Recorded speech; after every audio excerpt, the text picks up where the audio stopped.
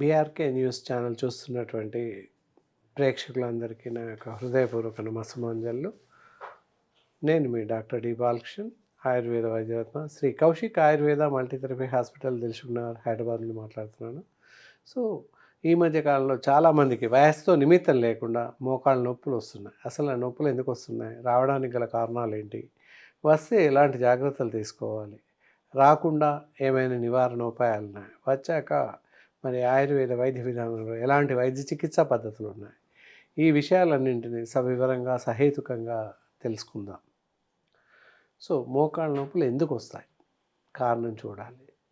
అంటే చిన్నపిల్లల్లో ఇంతకు పూర్వం 50 ఏళ్ళు 60 ఏళ్ళు 70 ఏళ్ళు దాటిన వాళ్ళకి వచ్చేది. ఇప్పుడు అలా కాకుండా 30 ఏళ్ళు 40 ఏళ్ళ వాళ్ళకి, 25-30 ఏళ్ళ వాళ్ళకి కూడా వస్తున్నాయి. కారణాలు ఏంటి, అసలు ఎందువల్ల వస్తున్నాయి, ముందు కారణాలు తెలుసుకోవాల్సిన అవసరం ఎంతైనా ఉంది. ఇక్కడ చూస్తే సహజ సిద్ధమైనటువంటి ఆహారం తీసుకోవట్లేదు, సహజ సిద్ధమైనటువంటి జీవన విధానము లేదు, జీవన విధానము లోపించింది. అలాగే తీసుకునేటటువంటి ఆహారంలో పోషక విలువలు లేని ఆహారం తీసుకుంటున్నామని నిక్కచ్చితంగా చెప్పొచ్చు. అందరూ ఆహారం తీసుకుంటున్నారు, కానీ ఎలాంటి పోషకాలు లేని, అసలే పసలేని, బలం లేనటువంటి ఆహారాన్ని తీసుకుంటున్నారు. ఎంతసేపు పిజ్జాలు బర్గర్లు తినడం, రోడ్ సైడ్ ఉండేటటువంటి జంక్ ఫుడ్స్ తినడం, ప్రిపేర్డ్ ప్యాకేజ్డ్ ఫుడ్ తినడం ఆరోగ్యానికి చాలా హాని చేస్తుంది. అలాగే దాంతోపాటుగా చాలా రకాల జబ్బులు కొని తెస్తుంది. మరి అలాంటి ఆహారం తీసుకున్నప్పుడు మోకాళ్ళ నొప్పులు రావడం ఏమాత్రం అతిశయోక్తి లేదని చెప్పాలి.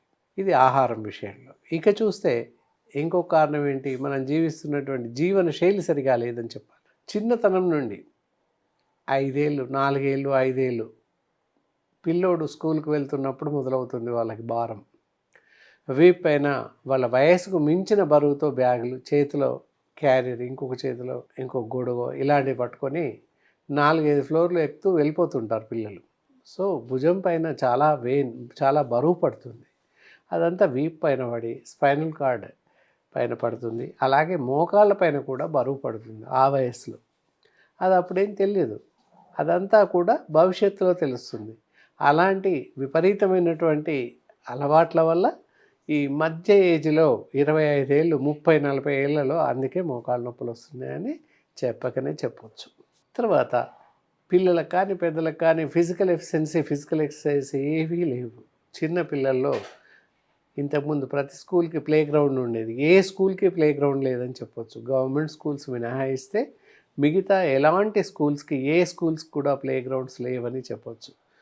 ఫిజికల్ యాప్టిట్యూడ్స్, ఫిజికల్ గేమ్స్ అసలే లేవు పిల్లలకి. గేమ్స్ అయినా టీవీలో ఆన్ చేసి చూపించడం, లేదా ఫోన్లో చూపించడం, అన్ని రేసెస్, అన్ని రకాల గేమ్స్ అన్నీ కూడా ఈ రోజుల్లో పిల్లలకు ఆన్లైన్లో చూపించడం జరుగుతుంది. దానివల్ల ఎలాంటి ప్రయోజనం లేకపోగా ఇతరత్ర నష్టం జరుగుతుంది. కాబట్టి ఫోన్లో ఎలాంటి గేమ్స్ చూపించకూడదు, పిల్లలకి ఫోన్స్ అస్సలు ఇవ్వకూడదు అని చెప్పాలి. అది కూడా ఒక రకంగా హెవీ రేడియేషన్, అత్యధిక రేడియేషన్ వల్ల శరీరం పైన, ఇతర భాగాలపైన దాని యొక్క ప్రభావం చూపిస్తుందని చెప్పకనే చెప్పవచ్చు. మరి ఈ మోకాళ్ళ నొప్పులు ఎందువల్ల వస్తాయి, సరే వస్తాయి, లక్షణాలు ఏంటి అని చూసినట్లయితే మోకాళ్ళ పైన జెయింట్స్ ఉంటాయి. ఈ విధంగా జెయింట్స్ ఇలా కుదురుగా ఉంటాయి. ప్రతి జెయింట్స్ మధ్యలో స్పాండిలైస్ ఉంటుంది. స్పాంజ్ లాంటి కణజాలం ఉంటుంది. దాన్ని మృదుస్థల అని తెలుగులో అంటాం. సైనోవిన్ ఫ్లూయిడ్ ఫామ్ ఉంటుంది ప్రతి కీలు మధ్యలో, అలాగే మోకాల మధ్యలో కూడా ఉంటుంది. కొంతకాలం బరువు పడి ఇదంతా అయిన తర్వాత ఏదైతే ఉందో స్పాంజ్ లాంటి కణజాలం గట్టిపడిపోతుంది. దానివల్ల మోకాళ్ళ నొప్పి మొదలవుతుంది. మోకాళ్ళ కీలు అరుగుదల ప్రారంభమవుతుంది.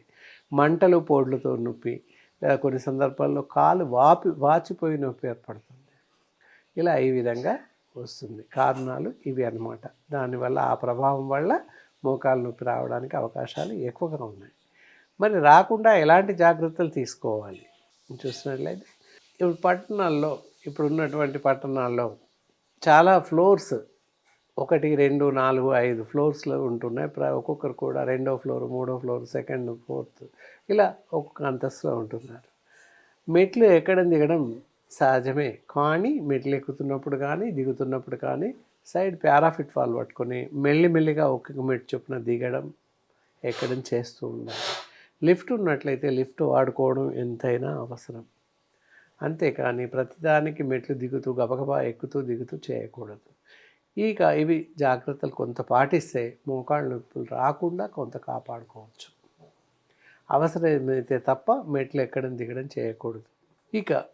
ఇలాంటి పరిస్థితి ఎదురైంది, మన మోకాళ్ళ నొప్పులు వచ్చాక ఎలాంటి జాగ్రత్తలు తీసుకోవాలి, ఏం చేస్తే తగ్గుతాయి అని చూసినట్లయితే ఇందాక చెప్పింది సేమ్ అలాగే. మెట్లు ఎక్కడం దిగడం అసలు చేయకూడదు. సపోర్ట్ స్టిక్, అవసరమైతే వాకింగ్ స్టిక్ పట్టుకొని నడవడం లేదా వాకర్ పట్టుకొని నడవడం ఇలాంటివి చేయడం వల్ల మోకాళ్ళ నొప్పులు వచ్చిన వాళ్ళు త్వరితగతిన కోలుకునే అవకాశం ఉంది. ఆ విధంగా చేస్తూ కొంత ఎక్సర్సైజ్ మాలాంటి ఎక్స్పర్ట్స్ అనుభవజ్ఞులైన డాక్టర్స్ని అడిగినట్లయితే మోకాళ్ళకు సంబంధించిన ప్రత్యేకమైన ఎక్సర్సైజ్ చేసి చూపించే అవకాశం ఉంది. మరి ఇలా నొప్పి వచ్చినప్పుడు ఆయుర్వేదంలో ఎలాంటి వైద్య చికిత్సా పద్ధతులు ఉన్నాయి?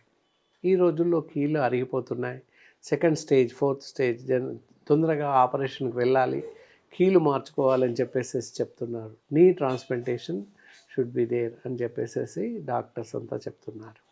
కానీ ఎలాంటి శస్త్రచికిత్స లేకుండా మోకాళ్ళు అరిగిన వాళ్ళకి కీలు మార్పిడి అవసరం లేకుండా, ఆపరేషన్ అవసరం లేకుండానే మందుల ద్వారా తగ్గించే అవకాశాలు ఎన్నో ఉన్నాయి. దానికి గాను అద్భుతమైన ఆయుర్వేదిక్ మెడిసిన్స్ ఉన్నాయి కనుక అవి తప్పనిసరిగా వాడుతూ ఉన్నట్లయితే ఈ మోకాళ్ళ నొప్పులు, కీళ్ళ నొప్పుల నుండి పూర్తిగా కోలుకునే అవకాశం ఉంది. దానికి గాను ఆర్థోయోగ్ ట్యాబ్లెట్స్ అని ఉంటాయి. అలాగే ఆర్థోఫెన్ ఆయిల్ ఉంటుంది. ఎక్స్టర్నల్ అప్లికేషన్గా ఆర్థోఫెన్ ఆయిల్ పెడుతూ, అలాగే ఆర్థోయోగ్ క్యాప్సూల్స్ ఇక్కడ చూస్తున్నారుగా, ఆర్థోయోగ్ క్యాప్సూల్స్. ఇవి ఉదయం 2 చొప్పున సాయంత్రం 2 చొప్పున వేస్తూ ఉన్నట్లయితే మీకున్నటువంటి మోకాళ్ళ నొప్పి సమస్య తగ్గుతుంది. దీంతో మీకు కీళ్ళ దగ్గర ఉండేటువంటి సైనోవిన్ ఫ్లూయిడ్ ఫామ్ అవుతుంది. ఆపరేషన్కి వెళ్ళాల్సిన అవసరం లేకుండానే మీకు పూర్తిగా స్వస్థత చేకూరుతుంది.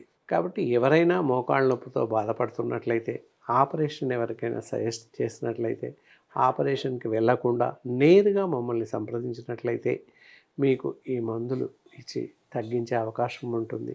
ఎవరికైనా అవసరం ఉన్నట్లయితే స్క్రీన్ పైన మా నంబర్ స్క్రోల్ అవుతూనే ఉంటుంది.